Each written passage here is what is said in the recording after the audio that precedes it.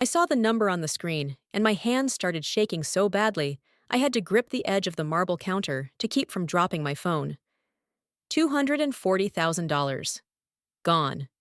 Just like that. The bank teller, Maria, her name tag said, didn't even look up. She was processing some routine transaction for the elderly man next to me, completely oblivious to the fact that my entire world was collapsing in real time. I stood there in my white linen blouse and pressed khakis, the outfit I'd carefully chosen this morning because I thought today would be normal. Just another errand.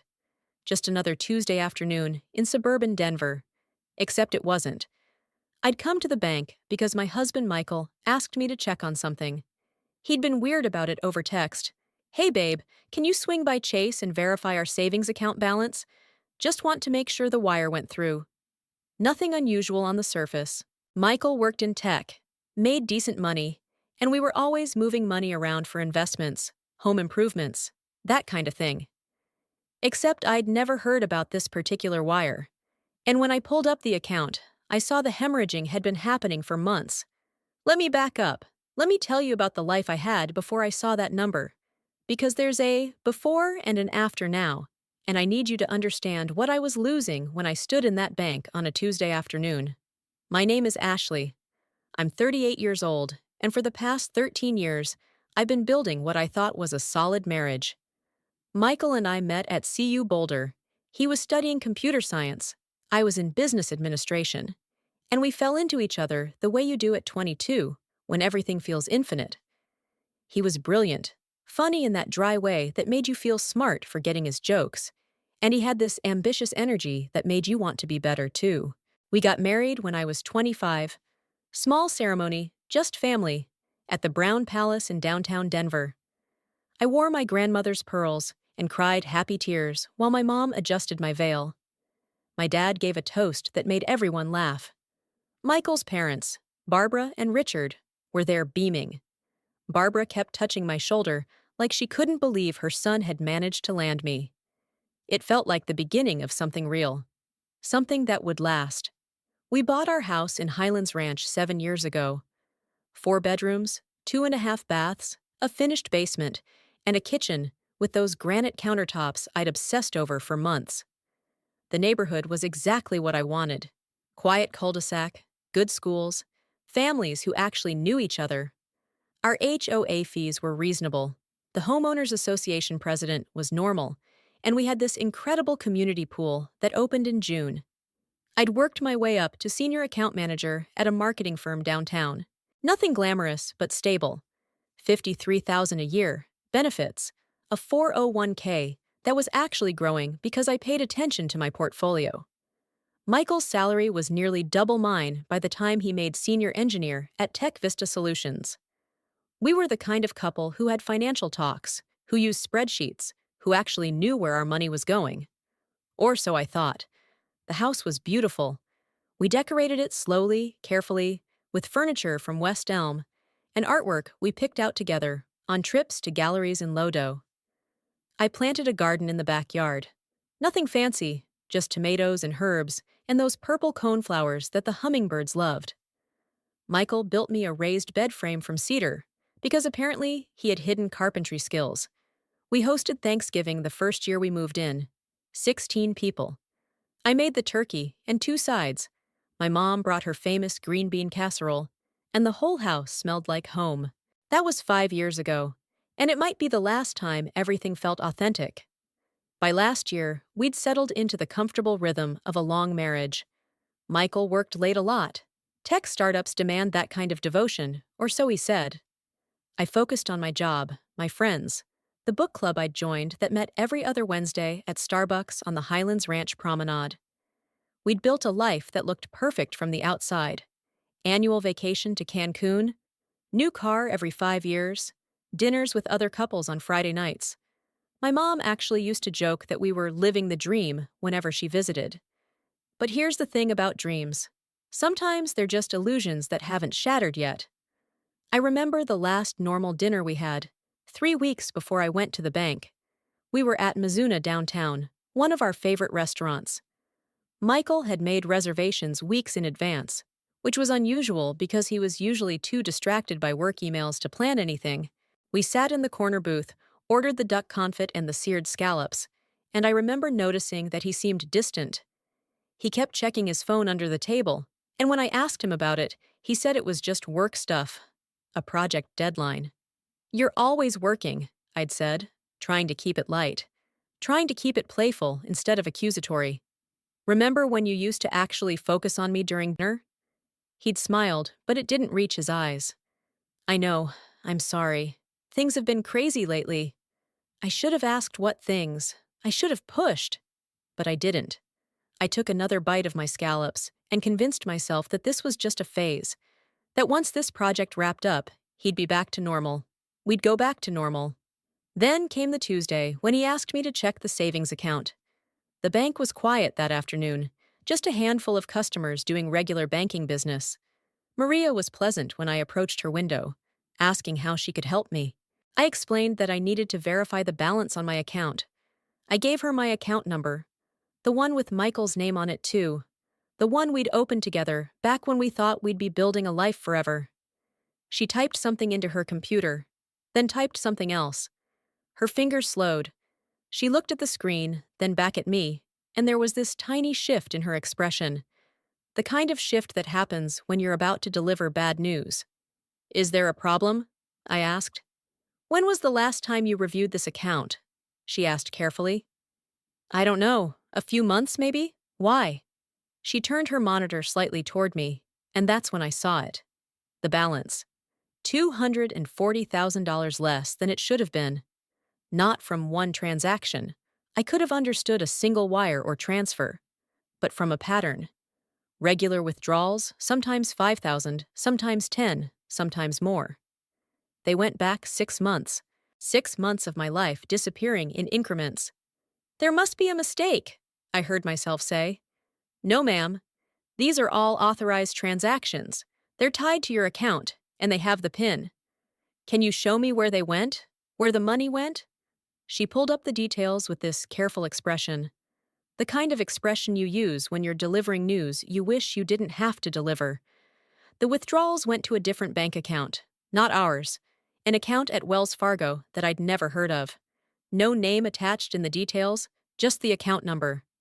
I felt like I was drowning in slow motion. "Is your husband's name on this account?" the teller asked quietly. I couldn't answer.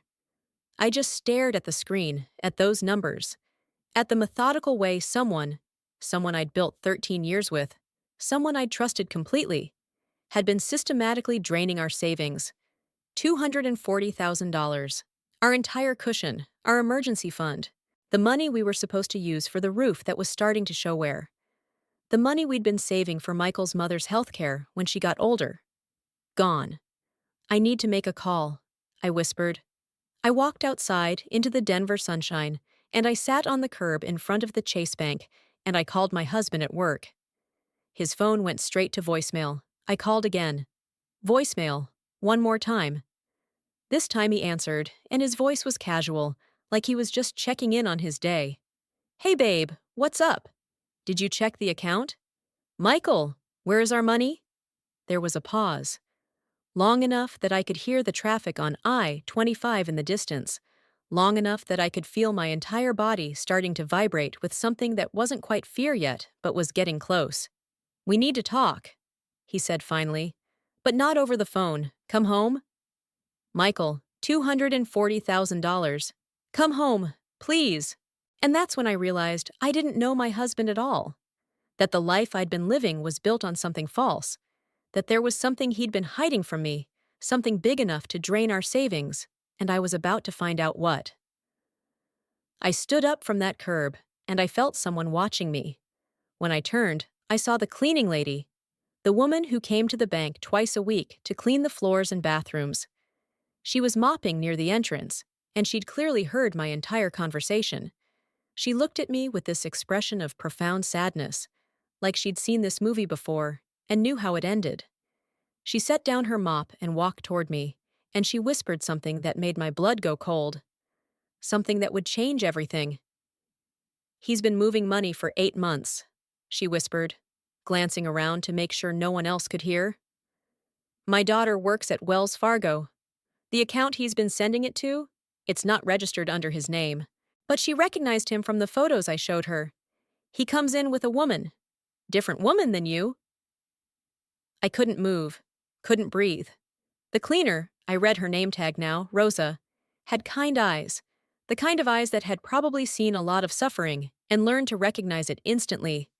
She reached out like she was going to touch my arm, but stopped herself, respecting some invisible boundary of privacy. You need to talk to a lawyer, she said quietly. Not today. Not when you're like this. But soon.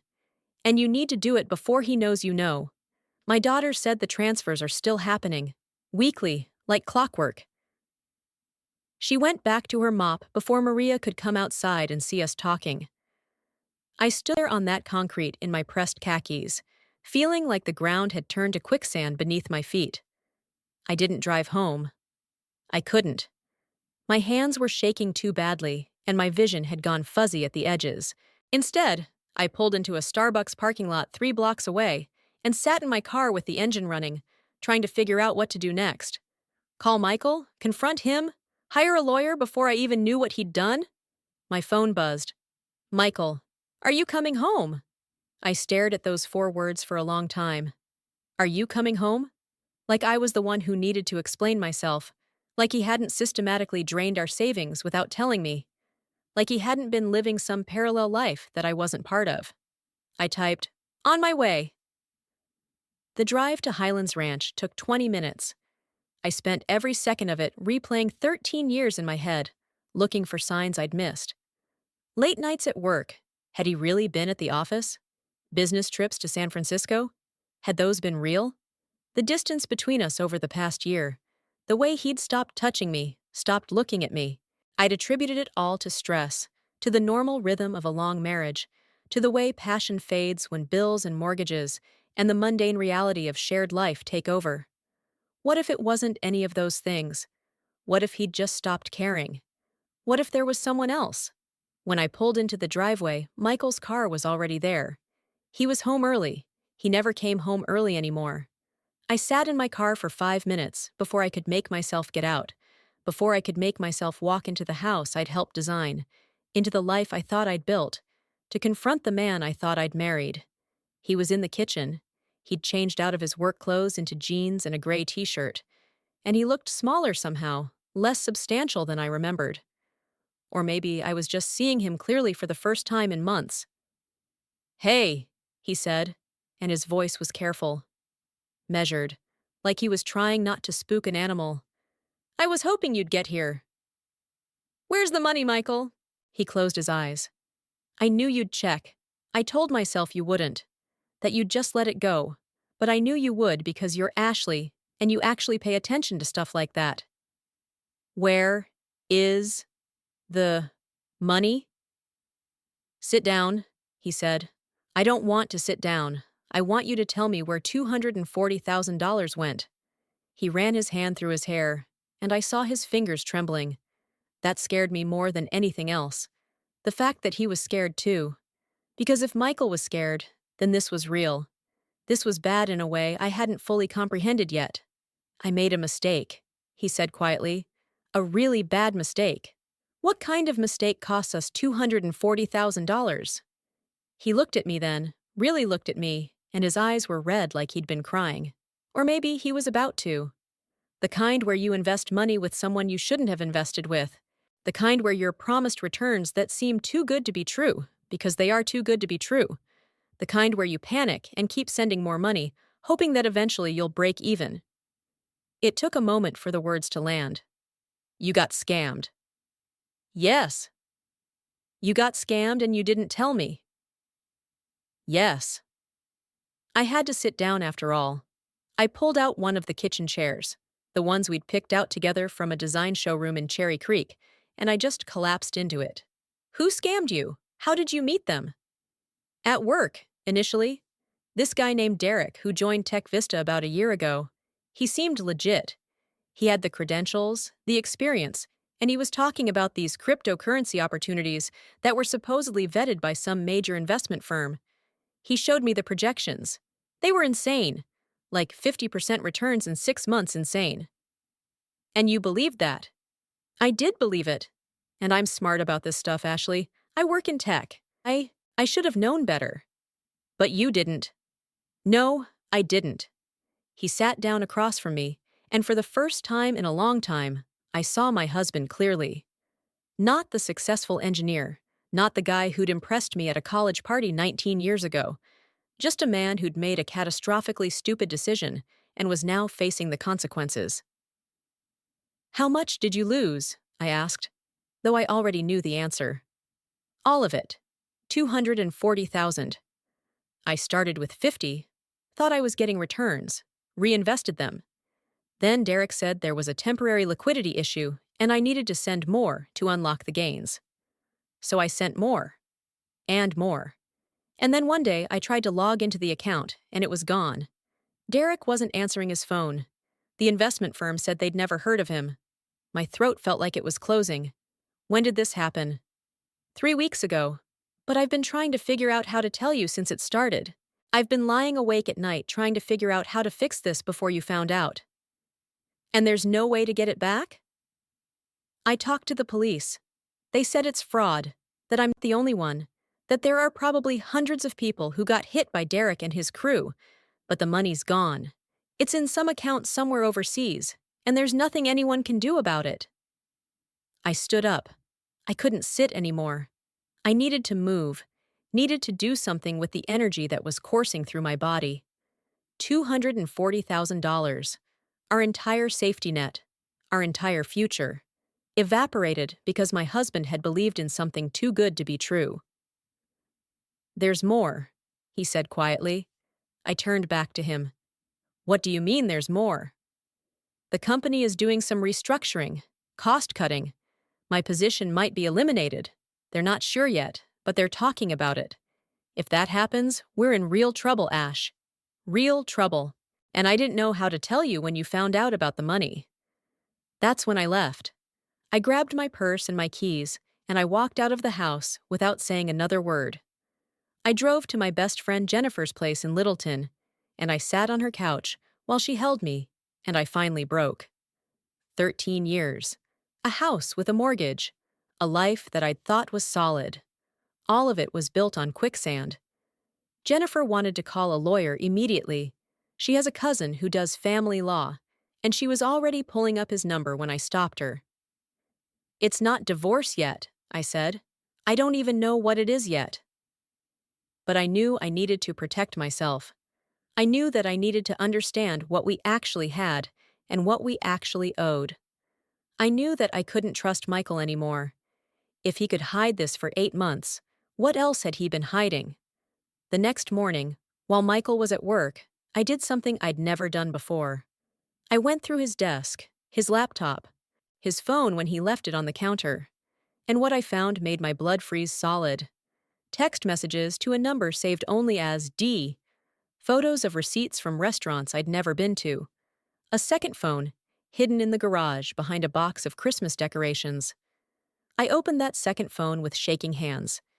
And that's when I understood that losing $240,000 to a scammer wasn't even the worst thing Michael had done. The second phone was an iPhone, newer than the one he carried to work. The passcode was our anniversary date, 2010, the year we met. Of course it was. Michael always said he could never remember random numbers, that he needed things to mean something. Even his infidelity was built on a foundation of our shared history. The messages started 8 months ago, right around the time the money transfers began. D wasn't Derek the scammer. D was Denise. Denise from accounting at Tech Vista. Denise who'd come to our company Christmas party 2 years ago, the one where I remembered her because she'd worn a red dress and complimented my heels. Denise who was 28 years old, according to her Instagram, which I found in approximately 2 minutes of searching. The photos made me sick. Restaurant pictures I recognized, places downtown that Michael said he was working late, hotel room selfies, a video of them laughing together in what looked like a car, date stamps going back to when he started investing with Derek. The same timeline, the same lies. But here's where it got worse. The messages themselves.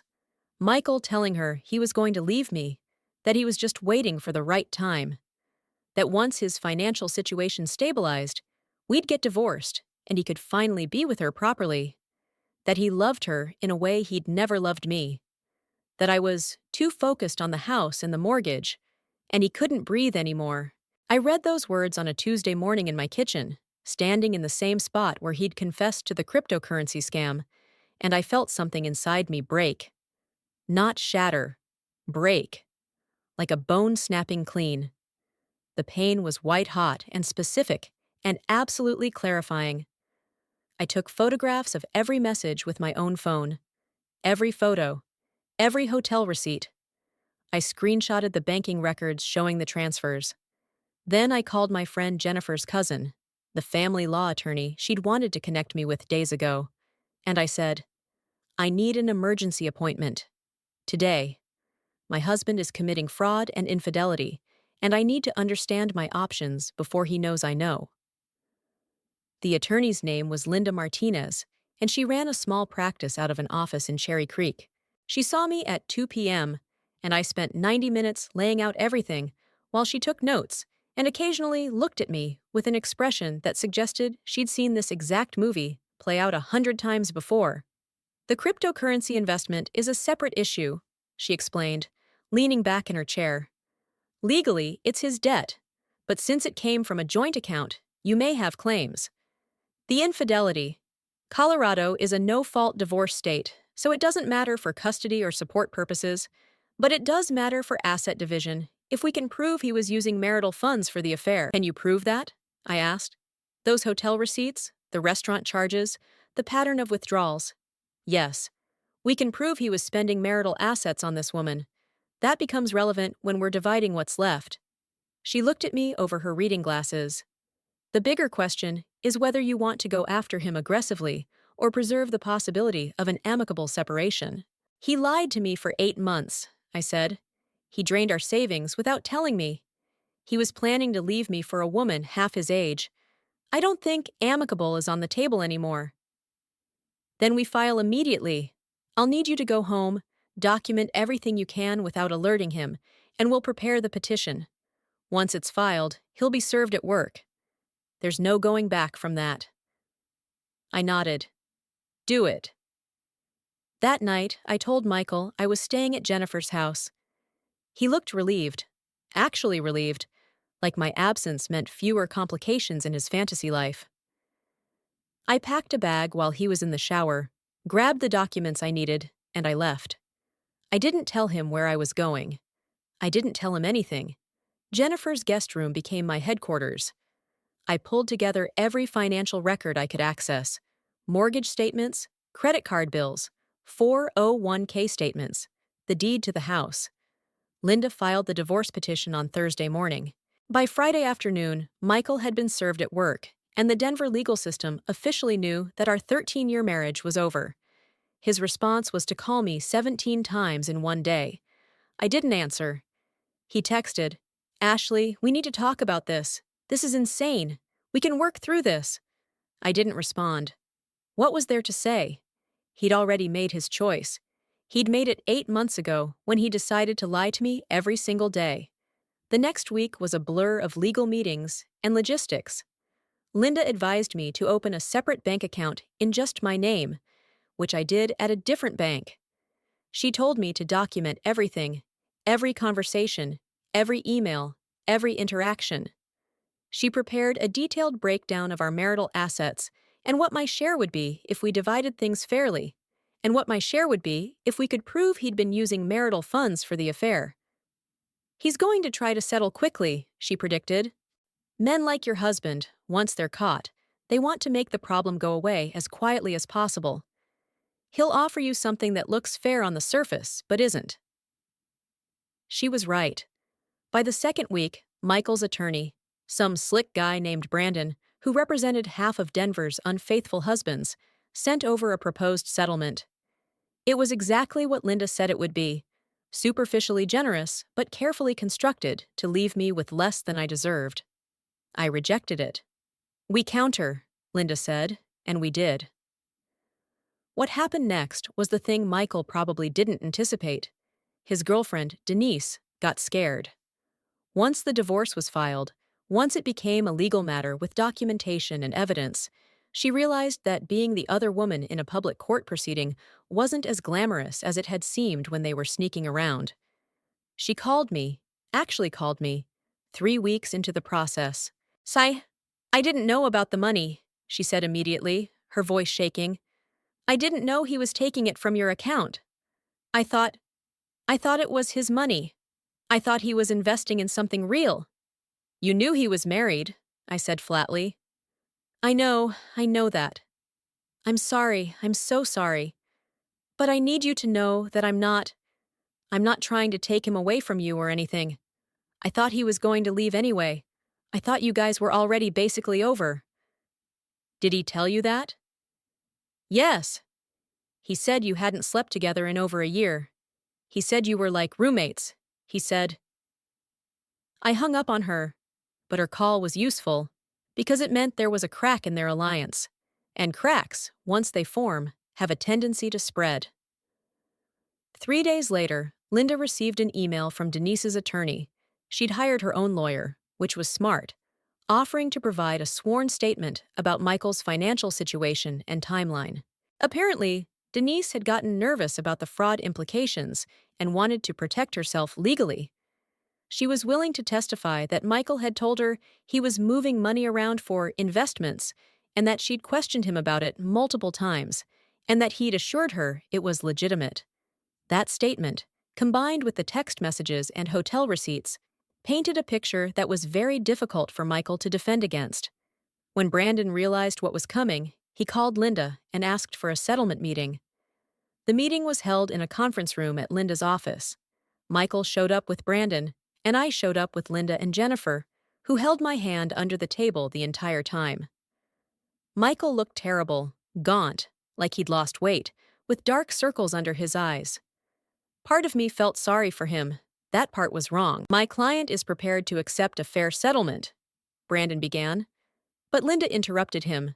Your client committed fraud, committed infidelity, and attempted to conceal both from his wife. We have documentation of all of it. We're not interested in fair. We're interested in what the court will award her if this goes to trial.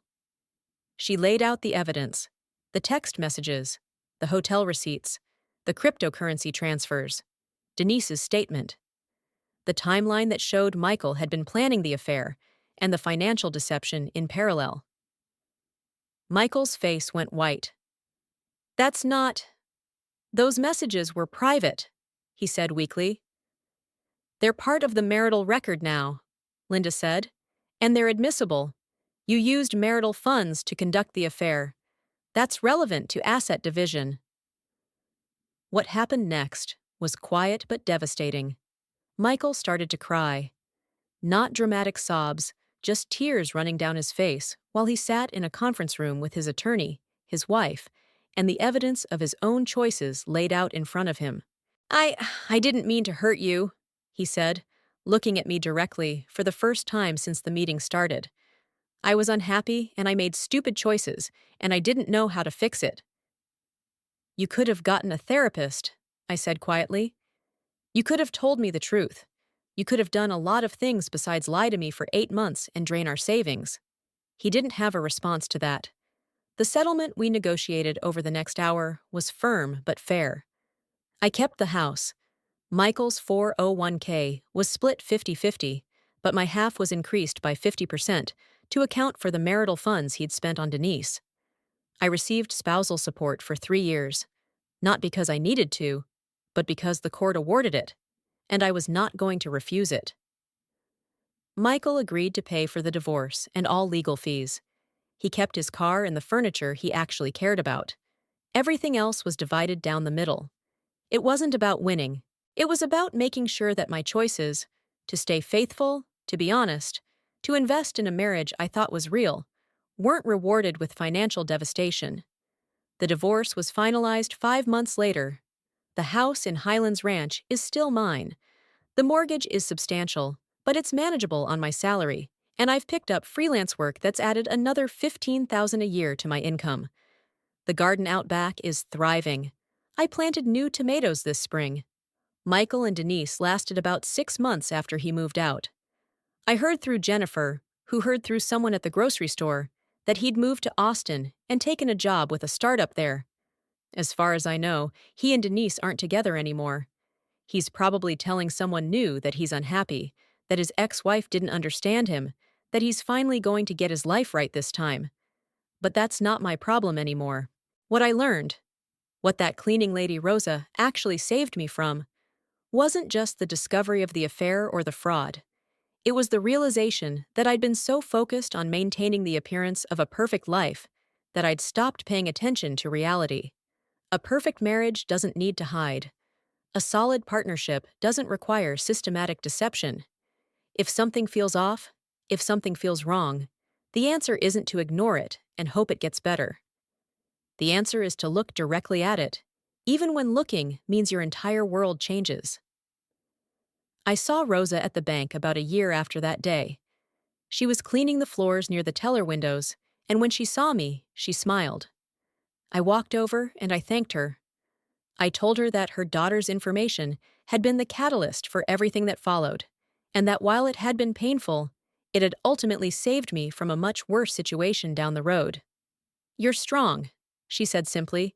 "Some people, they see the truth and they look away. You didn't."